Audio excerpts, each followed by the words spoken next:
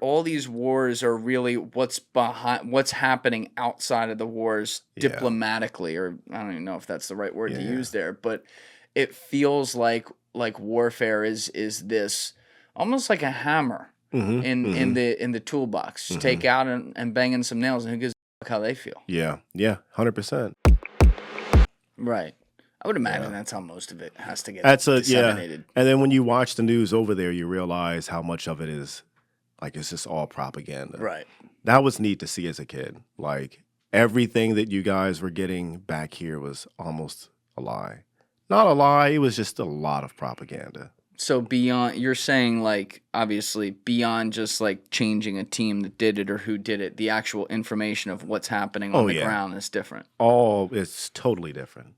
Totally different. So what would you say during that time period was the main problems with like the reporting of what's happening in Iraq? The main problems, probably the numbers, I think. The numbers of maybe civilian deaths, I think. Casualties.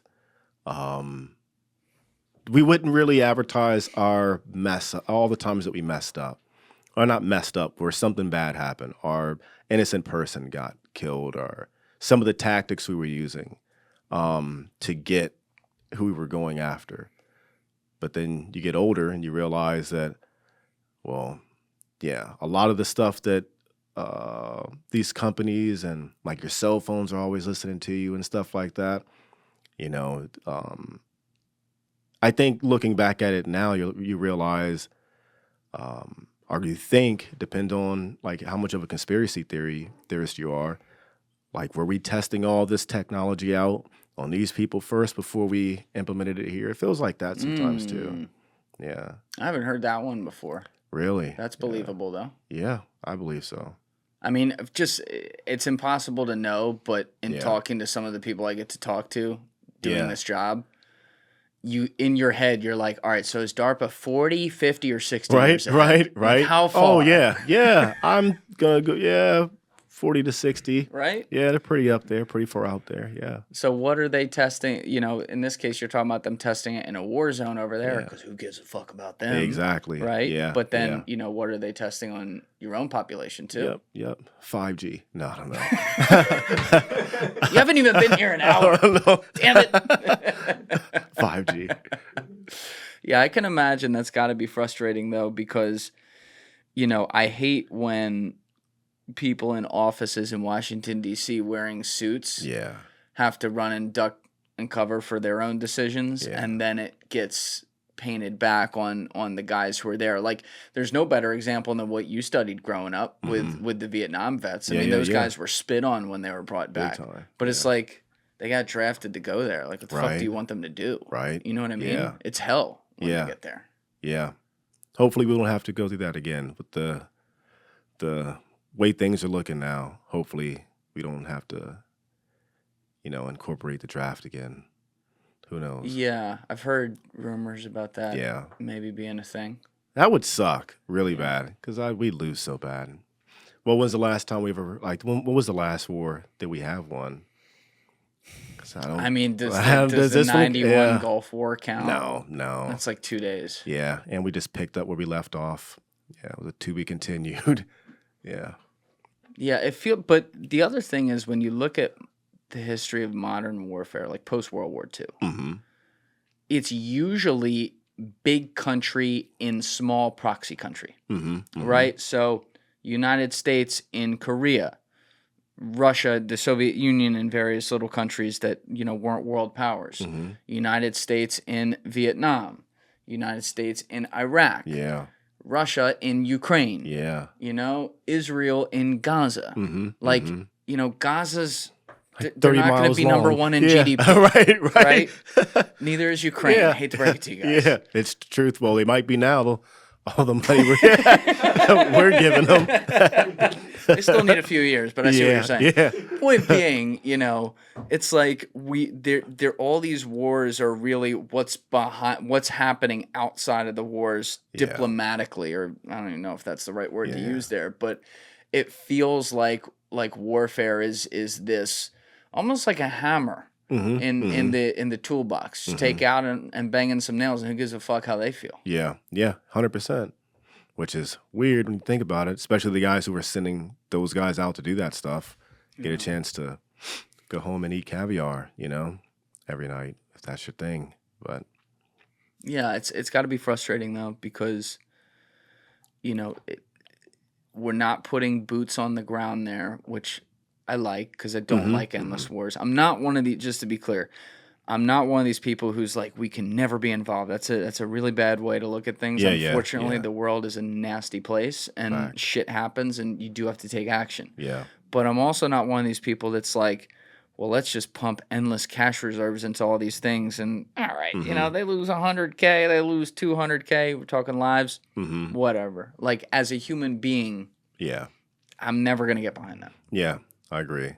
I'm like that now, too. Yeah. Yeah. But you in Iraq, you talk about like the civilian deaths.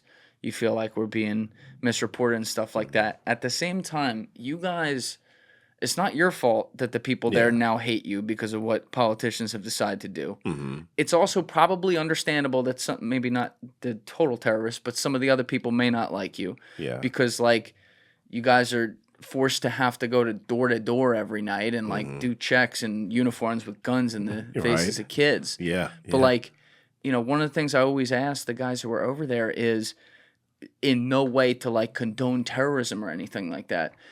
But could you see how the 7-year-old in 2006 who was getting his house broken into every night by people in suits that say America on it might hate America now at age 26? We knew that back then. Yeah. Oh yeah. You'd kill a dad right in front of his kid, and you can only imagine, the disdain that he has towards the guys who did that, or the country that did that to his dad, and what he's going to grow up to be. I knew that back then. And some of us were there long enough to actually see the manifestation of that, over those years, 20-something years is a long time. And that's a long time. I sent my mom a video this morning of a kid, because you got to be careful with all these videos because there's propaganda like crazy everywhere. So I'm pretty tight with those, and I can't be 100% on stuff, but there was one of a kid who was probably about 9-10 years old crying. I'm like, all right, I don't think he's a Hollywood actor. And, he's in Lebanon and his family had just been bombed or whatever. And he was crying, but he was making sense. He wasn't just like hysterical. He was talking about, he's like, God needs to get back at these perpetrators or whatever. And I said to my mom, I said, when this kid blows up a building in 15 years, I won't condone it and I'll hate him for it, but I'll damn well understand where it started. Yeah, 100%. Oh, yeah. It's a never-ending cycle, man. And that's what I don't get.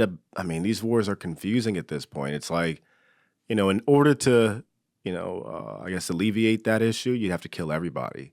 And that's the only way that you can make that. But then you're just going to piss off somebody, their next door neighbor or something like that. Yeah. So, but it's a weird battle to fight, very strange battle to fight. And it sounds like you, based on what you're saying, even at 18, 19 in those earliest deployments, you even have some understanding of that as a kid. Oh, yeah. That's impressive. But you get a chance to see it firsthand, Yeah. And, if I were a kid, I'd feel the same way too. If you killed my dad, probably not going to like you after that. It's up. Yeah. I'm going to come find you. Yeah. Yeah, but that was one of the things you talked about, how, like, you're in these countries and these people are used to just having helicopters over their head at all times, people carrying rifles around in military uniforms on the street. And here, when we had that happen for like a week or two. Which one was that? After 9/11. Okay, yeah. Like, that was weird for people. Were you here for that when that happened? No, I grew up in South Jersey, but I remember 9/11. Close enough, It's like one of my first memories. Yeah. How old were you? I was 7. Okay, wow, man. Damn. I remember that vividly. Yeah. That whole everything about it's that. It's crazy thing. How it's scarred into your mind like that, isn't it? Yeah. Damn, dude. But we had that for like 2 weeks. Really? To your point, whatever it was, where not down where I was, but like when I say we, I'm talking about people who were like here in New York, where they walk outside and there's military guys and stuff. Humvees and all. I forgot about that, man. Yeah. But that was crazy, and it's like 2 weeks. Yeah. Imagine 2 decades. Yeah. Damn, dude. Or like 200 years. That too? Yeah. You know? Wow. That's all they know. Yeah. Dude, it was weird when I was over there. Like, some people had no idea why we were even over there. Like, what are you talking? That was a weird one. Like, you guys don't have TVs? You don't know what happened? Like, we didn't have anything to do with that. That was Saudi Arabia. Thank you for watching the video, guys. If you haven't already subscribed, please smash that subscribe button and check out this clip's full podcast episode by clicking here